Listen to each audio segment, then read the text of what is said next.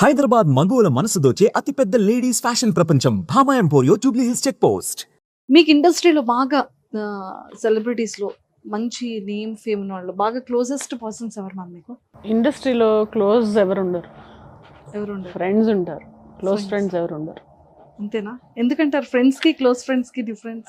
అంటే close friends అంటే మనకి ఎవ్రీడే కాల్ చేసేసి మిస్ అయిపోయి మనని చాలా చూడాలని ఉందని చెప్పి, లేకుంటే ఎప్పుడు కలుస్తున్నావు అని మనతో గొడవపడి, నేను ఫోన్ ఎత్తకపోతే నా ఇంటికి వచ్చేసి అలాంటి వాళ్ళు ఎవరు ఉన్నారు? నాకు సర్ప్రైజ్లు ఇచ్చేసి అట్లా అసలు హార్డ్లీ అంటే ఉండరు. అంతే, వాళ్ళకి వాళ్ళ లైఫ్తో వాళ్ళు బిజీ, మన లైఫ్తో మనం బిజీ. అంతే. నాకు నా ఫ్యామిలీ, నెక్స్ట్ ఫ్రెండ్స్ ఉన్నారు కొంతమంది, అంటే బయట ఫ్రెండ్స్ ఉన్నారు. నో మ్యాటర్ మిడ్ నైట్లో ఉన్న మహేష్, అశ్విని అని ఫ్యామిలీ ఫ్రెండ్స్ ఉన్నారు. మిడ్ నైట్లో కళ్ళు మూసుకొని కాల్ చేసినా ఇంటికి వస్తారు, వాళ్ళు క్లోజ్ ఫ్రెండ్స్. నేనే కాదు, తనకు కావాలన్నా పరిగెత్తుకొని వస్తారు. వాళ్ళు they are the first persons to show up. వాళ్ళు క్లోజ్ ఫ్రెండ్స్. ఎక్సలెంట్. మనం ఇది ఎక్స్పెక్ట్ చేయలేం కదా. ఇప్పుడు వాళ్ళు రావాలని అనుకోలేము, రావద్దని అనుకోలేము. వాళ్ళ స్పేస్లో వాళ్ళు ఉంటారు అంతే. మళ్ళీ కలిస్తే చాలా బాగా మాట్లాడతారు. ఎవరైనా ఎవ్వరు కూడా మాట్లాడకపోవడం అనే ప్రసక్తి ఉండదు, కానీ అంతే, అంతవరకే. ఇప్పుడు ప్రెసెంట్ యంగ్ హీరోస్ చాలా టాప్ పొజిషన్ ఎంతో మంది ఉన్నారు.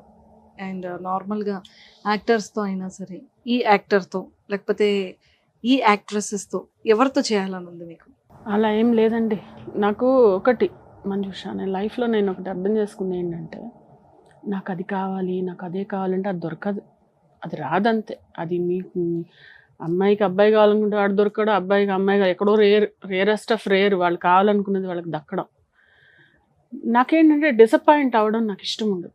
లైఫ్లో డిసప్పాయింట్ అవ్వి మళ్ళీ అది దొరకకపోతే మనం బాధపడి దానికోసం వెయిట్ చేస్తే పక్కనవన్నీ చప్పగా అయిపోతాయి. అంటే యూ అండర్స్టాండ్? సో దీనికో ఏదో అడిగితే ఇంత థియరీ చెప్తున్నాను అనుకోకు. లేదు లేదు లేదు. అంటే గ్రాటిట్యూడ్ అనేది ఇంపార్టెంట్.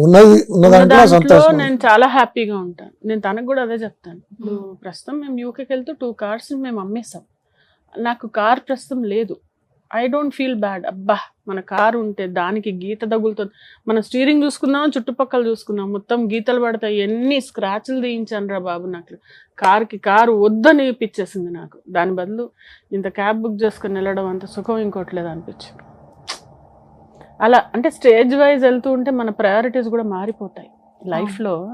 ఒకప్పుడు ఉంటుంది ఆ క్రేజ్, నాకు అబ్బా ఆ 4 సున్నాలు నా కార్లో చూడాలి అనేది ఉంటుంది. బట్ తర్వాత దే ఆర్ జస్ట్ జీరోస్ అని అర్థమవుతుంది అంతే.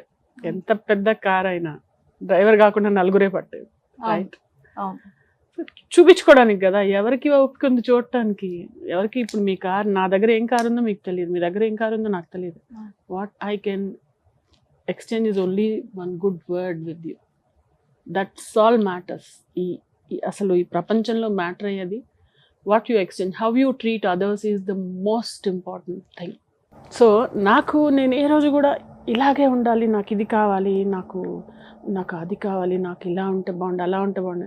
ఈ రోజు వరకు ఆయనకు ఒక్కటి డిమాండ్ చేస్తాను అడగండి, పక్కనే ఉన్నారు కదా. నాకు ఇలా కావాలి, నాకు అది ఎప్పుడు కొని పెడతారు, ఇది ఎప్పుడు కొని, నేను కొనుక్కుంటా.